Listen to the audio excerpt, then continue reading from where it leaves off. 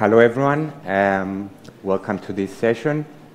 We are 3 days removed from the completion of 1 year since the start of one of the worst, if not the worst, humanitarian crisis of our days. And today we have together with us Tahseen Elayyan, who is a Palestinian human rights defender and a legal researcher of the Palestinian human rights organization Al-Haq in Ramallah, West Bank, to discuss the context and content of this humanitarian crisis, and also the international communities and the state's obligations with addressing and responding to this crisis. So I don't have a picture of Tahseen at the moment. Tahseen, can you hear us? I cannot hear you just yet. Hello? Hello, I can hear you. Yeah, we can hear you too. We will begin the discussion today. We don't have a lot of time, and a lot of time is required to discuss extensively what is happening and what should be happening as a response. But we will try to make the most of the available time. I would like to begin by asking you about the situation on the ground and how the current situation has been now nearing 1 year of violence, and right from the start of it there have been significant human rights violations. So my question is that can you give us an overview of the human rights situation in the Gaza Strip specifically, and also how that relates, focusing on its impact on civilian lives and civilian infrastructure. Yes, sure. Thank you first for having me to speak to you today. And I can say that the situation in the Gaza Strip is extremely dire on all levels. Since the 7th of October 2023, at least 41,000 Palestinians have been killed and about 100,000 have been injured.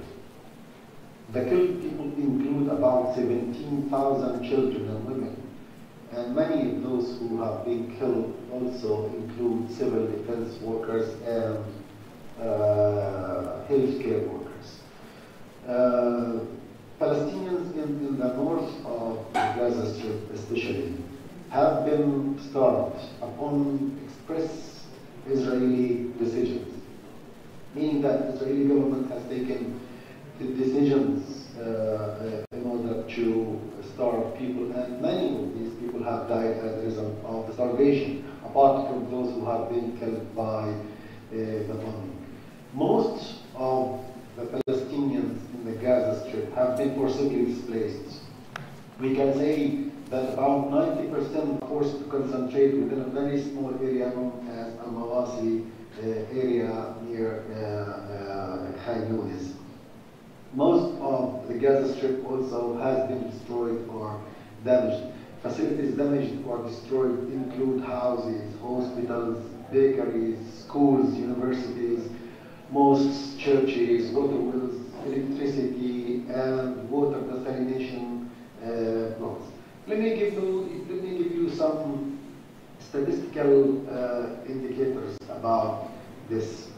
31 out of 36 hospitals that have been working in Gaza, or that had been working in Gaza, have been destroyed or damaged since the 7th of October, meaning that the only remaining hospitals that are functioning at partially are only 5 hospitals. 5 hospitals will serve about 2.3 million people in Gaza.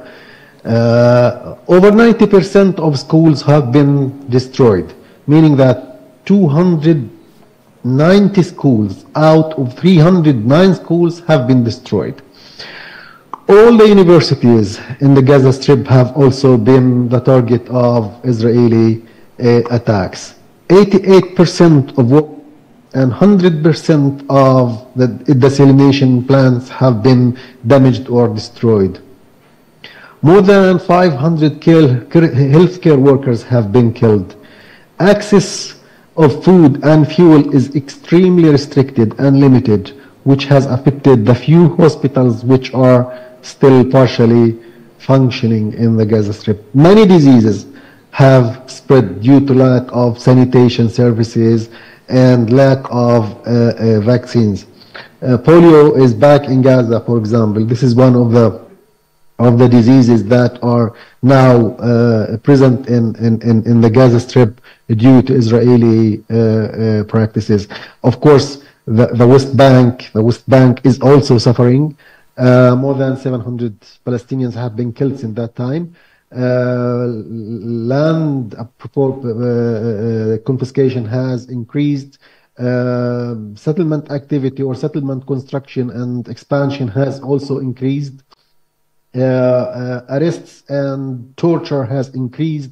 All of these practices have increased in the West Bank, but because of the focus is on the Gaza Strip since the 7th of October, not too much attention is given to what's happening in the West Bank, in spite of the fact that it is extremely dangerous what's happening here in the West Bank. And if you go to the north of the West Bank, you will see that it is almost the same as what is happening in Gaza. Destruction is immense, and people are killed in dozens every day. This is just a general overview of the situation. Thank you, Tahseen. And I think it's worthwhile to note that beyond the immediate suffering that is being inflicted, it's also the case that we are looking at long-term humanitarian crisis, because what we are talking about is destruction of infrastructure, and there are obviously this to be considered.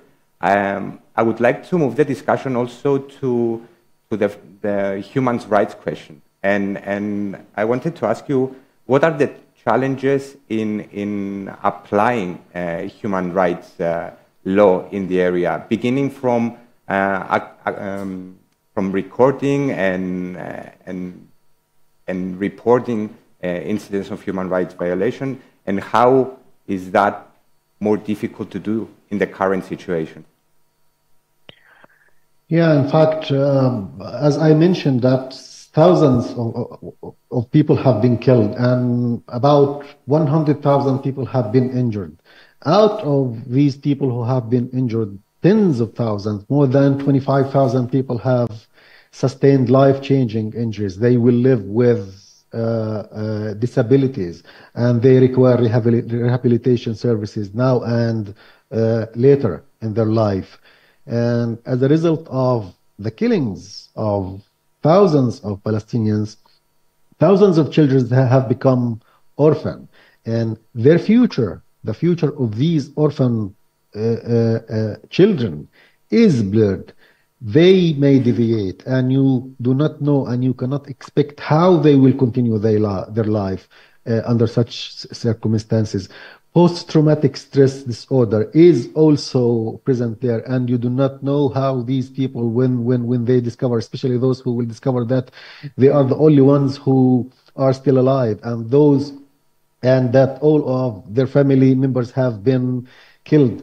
It's not easy to imagine yourself living alone without your family. I do not know how these people will continue to live a normal life. Facilities that provide basic life needs have been destroyed, as I mentioned. And when people who have been forcibly displaced from the north to the south, if they can return to the south, they will not find any school to study. Their children will not find these schools no more.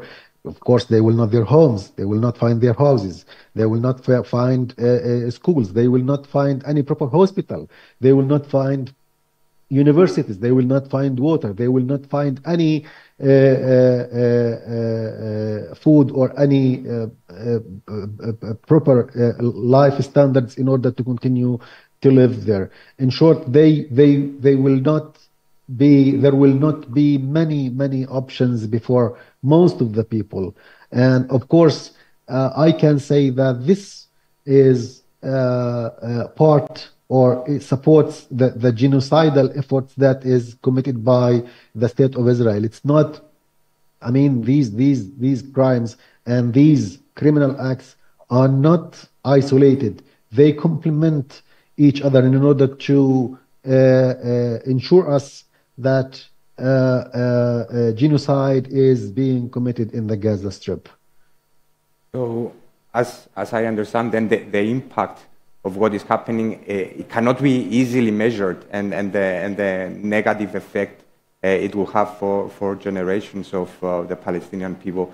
I would like also to, if we could say a few words about the legal dimension of the matter, and more specifically the responsibilities of the international community, of states, but also international organizations to address this humanitarian crisis. And I wanted to ask, to what extent are these obligations currently being fulfilled or neglected by the international community? In fact, these obligations have not been fulfilled. But let me first speak about these obligations. Crimes being committed in the Gaza Strip give rise to legal obligations on third states based on different legal frameworks. The International Court of Justice has concluded that genocide is plausible in the Gaza Strip.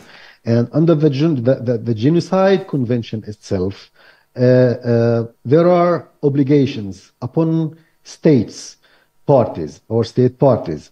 This obligation has been explained as follows by the ICJ, or the International Court of Justice. I will just now quote. All the states parties to the Geneva, or to the convention, not the Geneva Convention, the